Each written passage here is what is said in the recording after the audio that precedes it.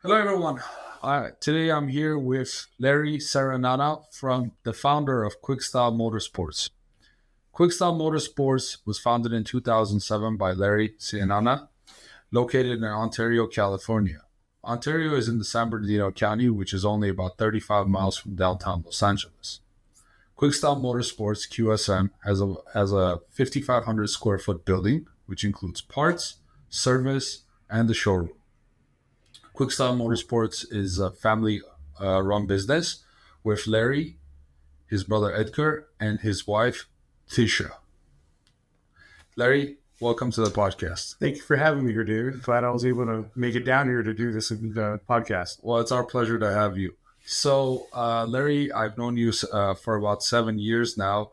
You've been a terrific guy, definitely a true power sports enthusiast, and someone who loves the power sports industry and also being in the power sports industry.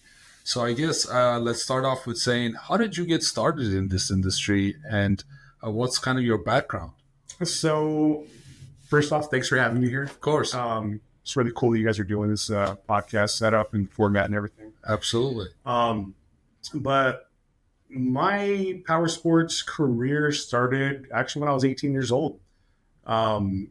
I've been involved in power sports growing up and all that good stuff. And went to school when I was a youngster. It's hard to think 18 years is almost 25 years ago. It's a long time ago. Time flies. But That's right. It's been a good journey. I've been in the dealership industry space since I got my first job in the industry when I was, almost 19. Worked for a large Kawasaki dealership and kind of just moved through the ranks, and we started QSM, Style Motorsports, almost over 15, 16 years ago now. Wow. Time just has gone by so quick. Yeah.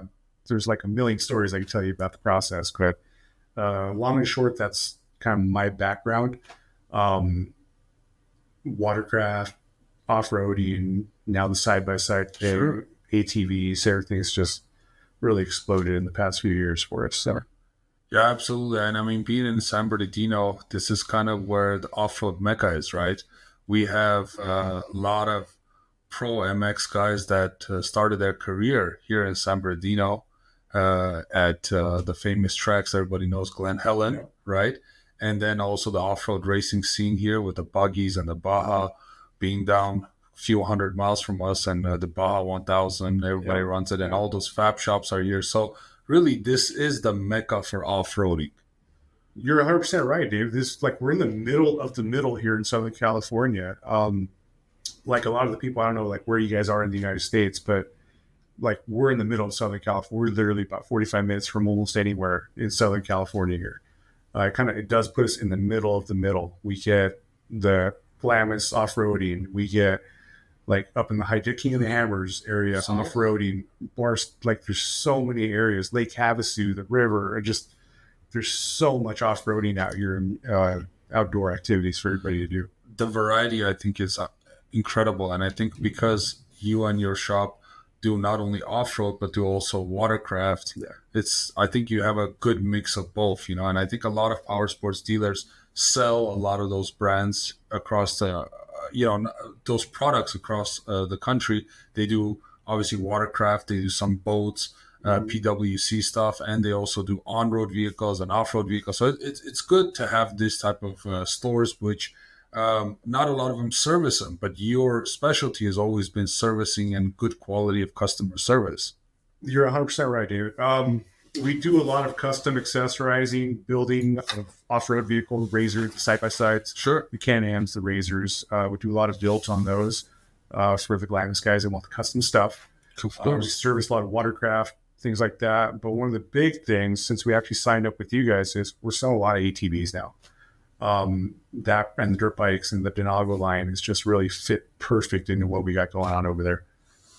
Yeah, I mean, it only makes sense, right? Yeah. I mean, for a dealership to, I guess you could say even like a service shop who starts off with just servicing vehicles, and then, consumers come in and they say, hey, you know what, I have a need for my kids to go out and ride, and then they see the products in your showroom. Which is really nice. I mean, obviously around us, there's a few dealerships here and there, but I think no one kind of services vehicles like you guys do, and no one gives that family environment that you and your crew do there. Obviously, your brother Edgar, your wife Tisha, and everybody else that you got working at the store is we just all the all employees there. yeah. And what you've told me in the past is all your employees are all long-term employees, have been with you for a long period of time, like Jack and the rest of the service guys that you have back there. It just, I think, goes to show that how much of a family-run business this is, and how good you take care of your folks, including your employees and your customers, which is really important, I feel like, in this business. Well, I appreciate you acknowledging that. Of course. Of course. Yeah, we work hard to take care of the guys, and take care of the customer service has always been like the priority for us. Here in California, like where we're at, I can probably say this is the most competitive market in the United States. Of course. Like almost with certainty, right? Of course. We literally have dealerships as big as Target stores and Walmart. Oh, yeah. You know, you're kind of located in a weird spot, because maybe I would say 20-30 minutes from you, there's Chaparral Motorsports, huge dealership, iconic, and then another 30-40 minutes from you is Bert's Mega Mall. Yeah. So it's like you're kind of in the middle of and those you sprinkle in like mid-sized dealerships everywhere. Yeah. So it's very competitive. It's extremely competitive, but we've been able to carve out a nice little niche for ourselves. Selling the Denago products, it's going extremely well. Great service on both the like parts and accessories side to the service side.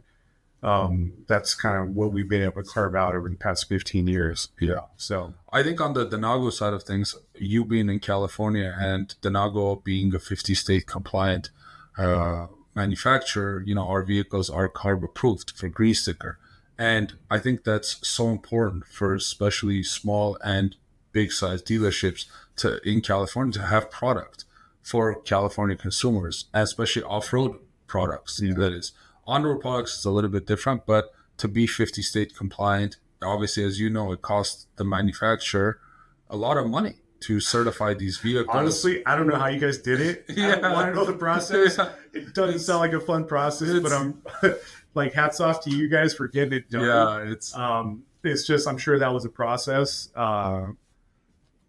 It's just awesome. We have like all the new products and fuel and carb compliant. Yeah. Like it checks all the boxes. They're absolutely. all the safety features you guys pack into the units. Everything's just like on point. Yeah, for us, like I've mentioned before, a lot of times where it's super, super important for us to have an all-inclusive product that the dealer can sell and also the consumer can purchase and be confident. And I think with dealers like yourself, they come in and they see the environment that you're in, and it's always the same salesperson. It's always the same service persons that are working on their vehicles. And I think that's really important, because a lot of the dealerships too, like the bigger dealerships, it's a kind of like a revolving door. You walk in and every day it's a different salesperson. I call them mercenaries. Yeah. They come in, just bang out some numbers, and they're gone. Yeah. Which that's a good structure to have in some circumstances. We've always kind of catered to where like we bring someone in, train them out. They're part of our team, of course, and they grow with us, and we all grow together. Yep. That's kind of the mindset I've always had with business, like from the leadership standpoint and all that. So it's served us well. It's going well. I think, and also it's something to be said about that. Like for me, if I was a consumer, right, and I walked into a dealership where I know the owner, and I know the sales guy who helped me to purchase this product. I know the guy who's working on my vehicle, and that happens time and time again. It gives me the warm and fuzzies. I'm like, hey, you know what? Yeah, if there's could be something wrong with my vehicle, or it could be I just need some maintenance. Hey, yeah, I know Larry. Yeah, I know those guys. They're a nice bunch of guys to hang around with and take my vehicle in. And I think nowadays that brick and mortar experience is kind of being taken away from every consumer product that we purchase. But I think it's really nice in the power sports industry that kind of still there, and it's gonna foreseeably stay there for the future. Yeah, 100%. We've really kind of locked onto that part of it. Obviously, the goal is always growth, right? Yeah, in every business. Absolutely. What it was told me, like if a business isn't growing, it's dying, right? Oh yeah. So we've always tried to continue to grow and things like that. So we just try to do it like the way we feel comfortable doing it, and just that way it's sustainable. It's not just rapid expansion. Yeah. And oh, we're selling X amount of units a month, but the customer service goes down here. Correct. So we've always tried to kind of just scale up little by little. That's a very important part of it. I think a lot of dealerships get caught up in just sales. Hey, sales, but they don't like to do service. Yeah. And the service side of it is definitely a money-making thing, and it can be money-making thing as long as you do it correctly, which obviously you've proven with your extremely model. profitable. Yeah, Yeah. for sure. Yeah. For sure. And I mean, for the way I see it is, you just got to do it correctly, So speaking with that, now, Larry, obviously you've been in business in a long time. And what have you seen as far as the industry change? Obviously, we started with dirt bikes and PWC stand-up stuff. Just tell us a little bit how we've seen the industry change and grow and the consumer needs. Great question. I've seen it kind of go in cycles. I can go back like 25 years to like the early 2000s. Back then it was all dirt bikes, right? And then like Banshees and quads and the best. Yeah, the two-stroke air, man. Old school days, right? Yeah. You want power? It's easy to extract tremendous amounts of power from those little motors. And then it was the Rhino 660 side by sides, right? That was kind of like the predecessor to all this. Love that stuff. It's kind of gone in cycles and things like that. Where I see it now is, I mean, everything's just getting bigger, better, and way more expensive. That's just the nature of it, right? I mean, everything's like kind of up right now, but it's just continued to grow. Like if you would have told me in 2011 when like a Razor 800 first came out, what they would evolve into in such a short amount of time now, I would say you're full of it. You're crazy. There's just no way. But here we are now, right? Absolutely. And then like even with like the ATVs and everything, like how much better everything's just gotten so much better. It's really opened up a lot of new customers to the industry. Yeah, I think especially scaling back, like the big OEMs, obviously they've always been forefront of the technology and also bigger and better vehicles. But for our industry a little bit, where we cater to the more affordable type of vehicles, and even to see it on our end of things, which is, hey, you know what? We had some ATVs, and we had some dirt bikes, and then it was carbureted, and then now for the whole fuel injection. Well, fuel injection is not new to anyone, but it's new to our industry because it's affordable. 100%. Yeah. And I mean, you could tell me, Larry, I mean, like how many carburetors were we changing before versus now? Quite a bit. Yeah. Especially in California. I think we have different gas here because the ethanol just eats all these fuel systems up if they're not fuel injected. So the fact that things are fuel injected now, it's been a really good thing. It's a different animal, man. I think for us, like, when we look at warranty, it's like, okay, well, we used to see carburetors and things of that nature. A lot of it was just carburetors because the jets are so small. But now it's like we look at warranty, the fuel delivery is not an issue. Like, I mean, we hardly get anything for, I don't remember the last time we replaced an injector or a throttle body or a map sensor or anything like that. They don't go bad. They're just solid, man. I mean, knock on wood. Knock on wood. Yeah, but they don't go bad. They're extremely They're pretty solid. They're pretty solid. And I think that the really cool thing about that is not only it's affordable for the consumer, but it's easier for the consumer to get into these products because you can insure them from your side of things and say, hey, you know what? I've been selling this product. It's fuel injected. Everybody knows fuel injection is better than carbureted. But on the consumer end, it's like, hey, the consumer doesn't ever have to worry about draining the fuel or replacing a carb.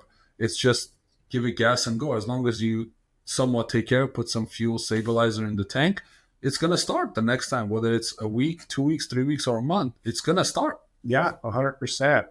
And like to speak on the reliability part of it, we sold one of the Trailhawks, I believe, the fuel injected Trailhawks, to a customer who had like a really special application for it. He runs travel ball baseball teams or events, right? Sure. And he rigged up a little thing to kind of grate the fields in between games. Yeah. It came in for like a service. And he didn't do a whole lot to it, I'll be honest with you. The bike was beat to hell. He was a big guy too. It had over 900 hours on the motor. Wow. Impressive.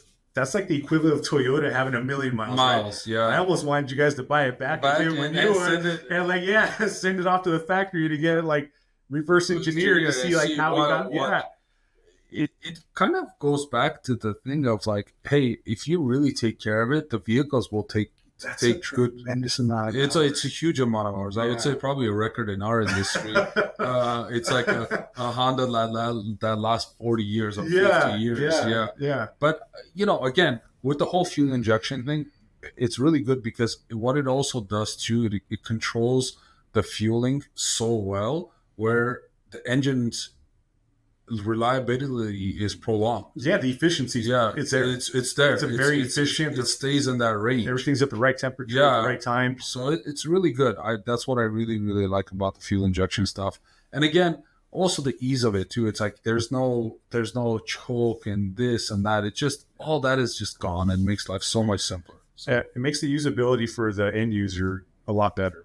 Especially for our industry too, because a lot of our consumers who get in our industry are first timers. It's not like they've had dirt bikes, not like they've had ATVs all their lives. So I think, I don't know what the ratio is, but there's definitely, I would say at least 50% of first timers that get into our industry or into our products that are first timers. I would say that's safe. That's a safe number to say. Yeah, a lot of them are just kind of getting into it, getting their feet wet in the off-roading market.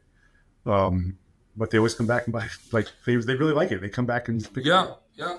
And it's a transitional product too. I mean, like what we see from it, it's like, hey, they buy these products. It depends on which camp you're in, but either the mom and dad they ride the Polarises, the big side by sides, and that they just need something small for the kids for the campsite, and they come and buy our products, and they're surprisingly happy with it. And as their kid grows, they purchase our products. Or what happens is another side of things is like, hey, family wants to come in. They think it's a great sport to get into, good pastime, and they outfit the whole family with our vehicles, and they save a lot of money. It's a modest investment, but like it's a good thing. Like that, it fits that need that was in the market kind of missing extremely well, because you want the reliability, you want the great product, and this thing checks all the boxes, and the price point is unreal. Yeah.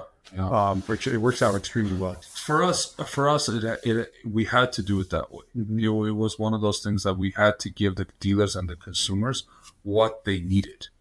So it was very, very important to us. Yeah, I mean, again, it's for us. It's also important is building the dealer network, right? Yeah. For us to have a great product is not good enough. That just doesn't check all the boxes for a consumer. But for the consumer to have a network of dealers who they can confidently purchase the product from and get it serviced. Because, sometimes it happens. People move. Mm-hmm. They either move locally or they move out of state. And they want to have a dealership or a product or a brand that is easily serviceable if they need parts or whatever it may be. So that was very important for us. It's funny you say that, because I was actually on vacation in Utah.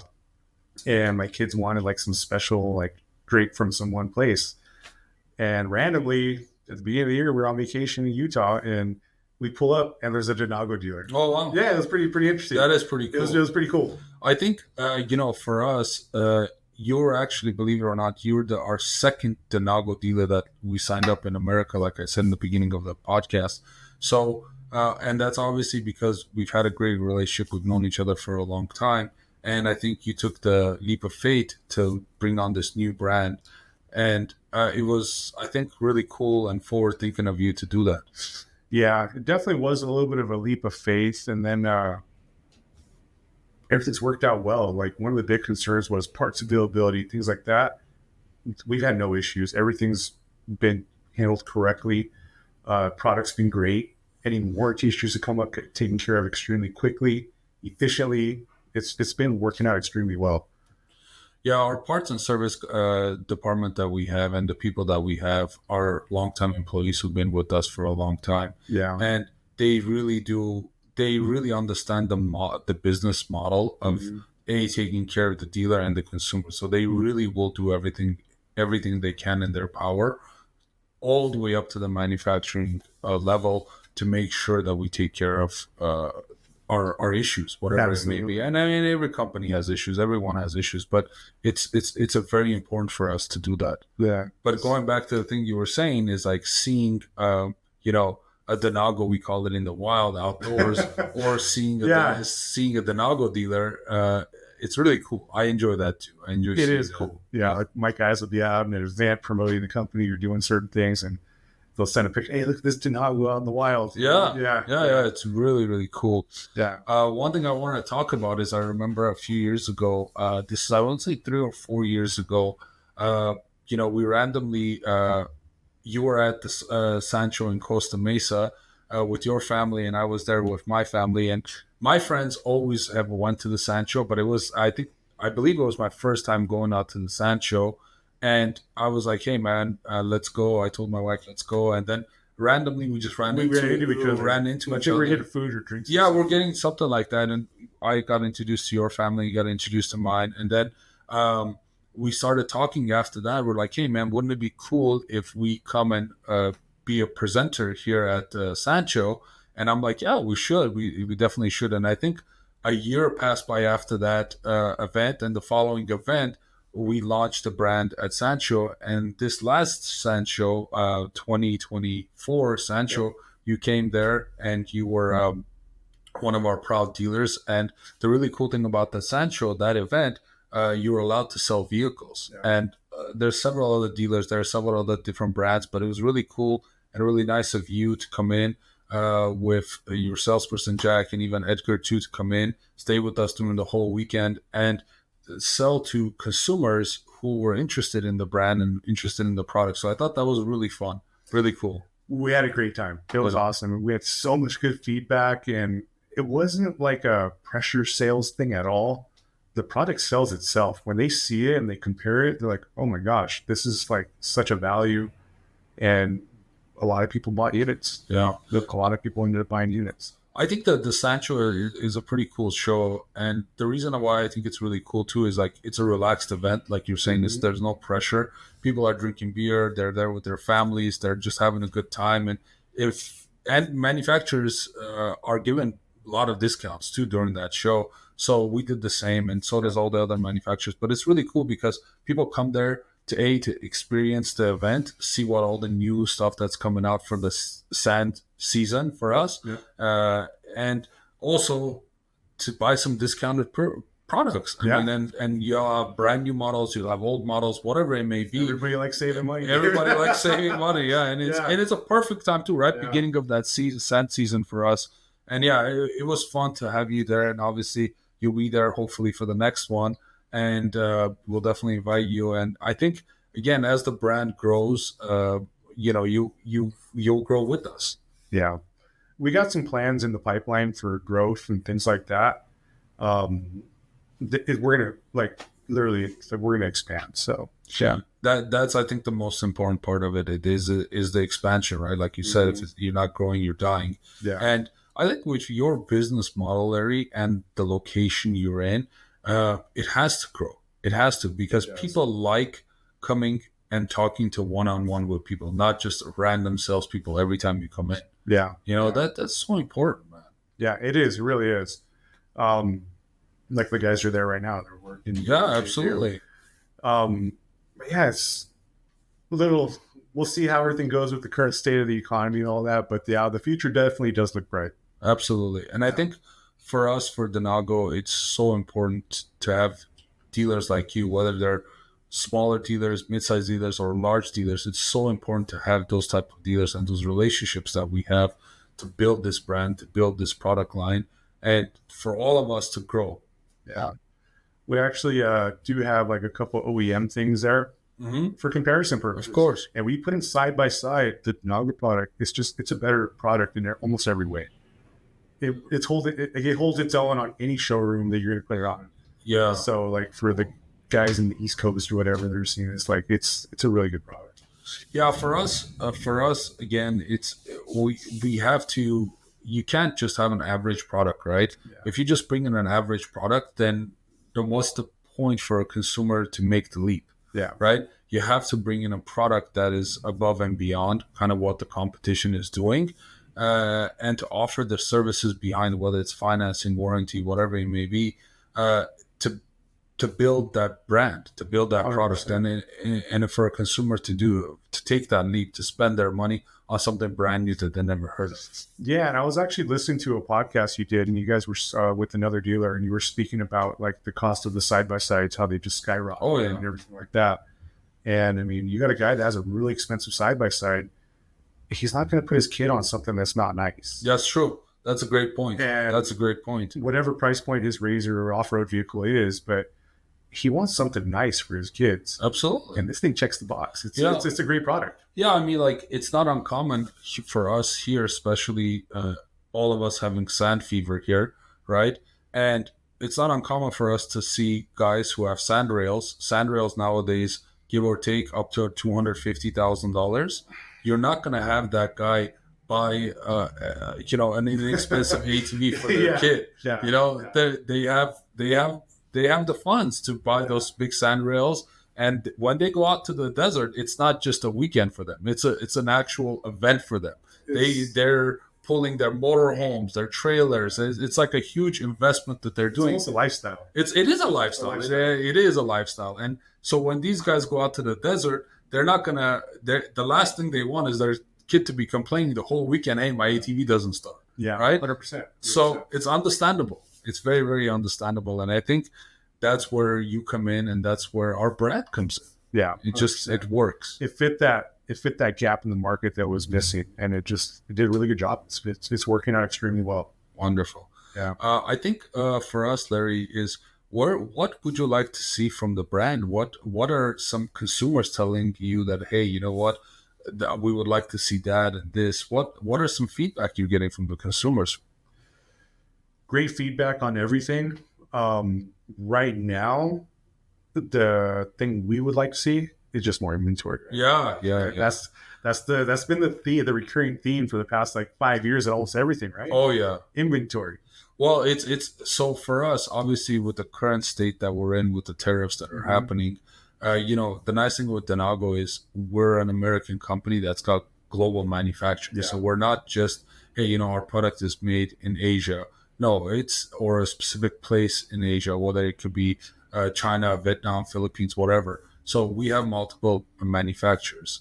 For us, And hats off to the people with the high ups of the company that actually spotted that and put that in place way back when. Yeah, so like one of the manufacturing plants that we own is in Vietnam. Yeah. And we started that journey about, I would say, 4 years ago, building up that plant.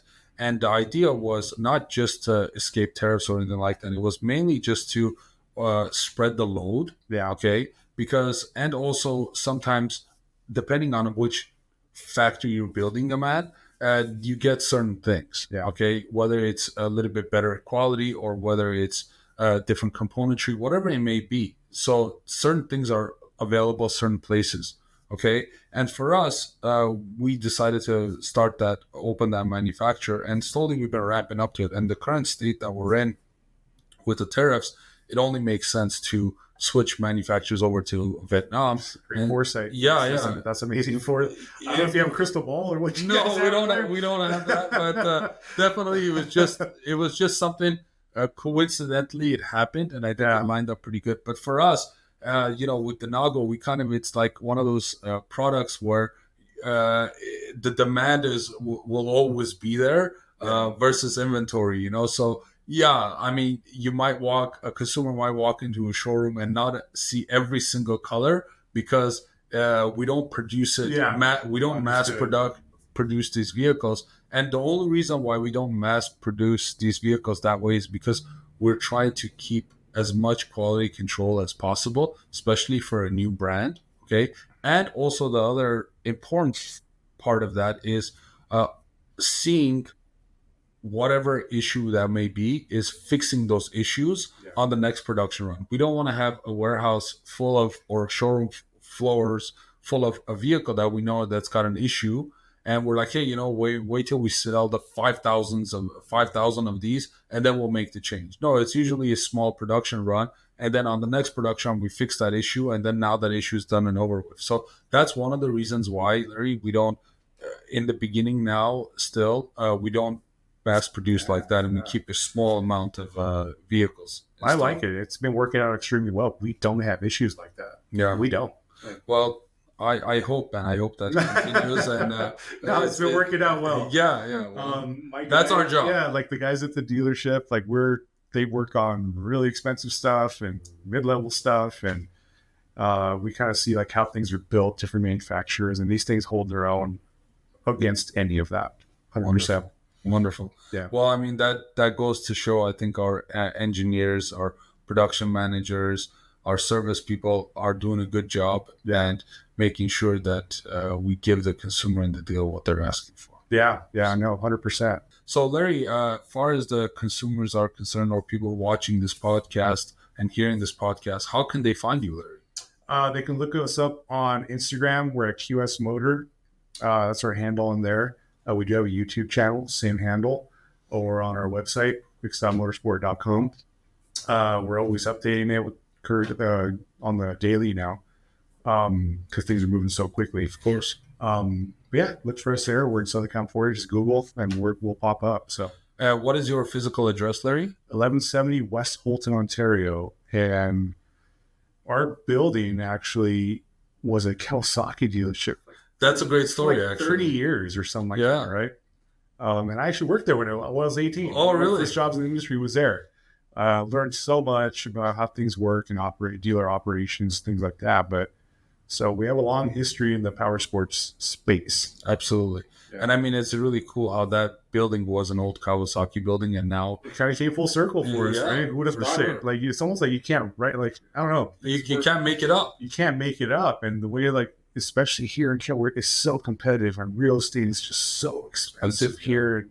Hard to, it's a difficult place to do business. It's challenging, definitely. And also in the power sports industry as well, because, depending on which brand you're selling, the margins are tough, especially the big OEM brands, the margins are not easy for a business to sustain. Yeah. But I think that's the other really cool thing about our Denago brand, which is the dealer margins are really good. They're extremely good. It works out well as far as profitability wise from like the dealer owner perspective, and for the customer too. They're getting tremendous value, decent price. I mean, honestly, like I was going to buy a bike the other day for my son. Mm-hmm. I was pricing them out. Like I can't even get for what you would spend on an ATV with a motor, everything, fuel injection. I can't even touch a bike for that same amount of money. It's unreal. It's very, very it's kind of crazy to think about. We believe it or not, we had one of the larger OEM brands. He was higher up in the company, and he couldn't buy his own brand's vehicle for the same amount of price. It's unreal.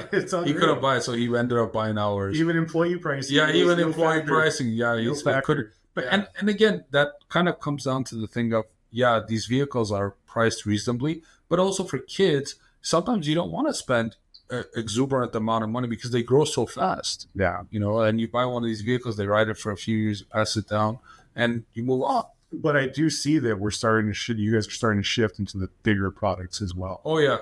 Yeah, so for us, that is the future, obviously. Yeah. We don't want to stay in the small displacement category. It's been your little Trojan horse. Yeah. Well, I mean, the idea was always for us to build a brand that people know and get familiar with it, because I think on the consumer end and also on the dealer end, it's hard to spend, let's say for an adult vehicle, $5,000, $6,000, $7,000 or $10,000 for a brand that you have no clue what it is, right? Yeah. But for us to build it from the ground up for smaller products, to build that brand and image, then at that point when you have an $8,000, $5,000 ATV, consumer walks in, you can say, hey, I've been selling the Denago brand for 5 years now. It's solid. It's good. So I think that was the issue. But as far as you saw it at the AIM show, obviously we have the fuel injection dirt bikes coming up. That's again small displacement. But as far as larger mid displacement, we have our ATV coming up, the 4-wheel drive Freelander. That's coming up. So we're very, very excited. That's end of this year. And then you have the next 200. Yeah. So we have the Mudhawk 200 that also launched. It's a great bike. It's a nice ATV. It's a nice unit. So we have a lot of cool products in the pipeline, including a very cool electric ATV we have coming up too. So Really? It's breaking news. It's breaking news. It's definitely surprising stuff. But yeah, we have some cool stuff. Really, I mean, we have the E-Hawk, but this is another evolution of that product. So stay tuned, everybody, and you will definitely you heard it here first. Right? You heard it here first, only on the Inside Denago podcast. But yeah, we definitely have some new products coming up. End of this year, beginning of next year, and that's, I think, very important for us to grow the product line. Absolutely. So yeah, but everything's going good, dude. Thank you for being a great company to do business with. You guys have been amazing. It's been fun helping you guys do a little bit of promo items here. Oh yeah, it's I'm talking about that actually. That I almost forgot, but this week, beginning of this week, that ranch video launch with you, your wife, and your 2 kids. With them. That was a really cool video in the making. So tell us, how was that for you? It was a good experience. Randomly, the media guy, Steve Lawler.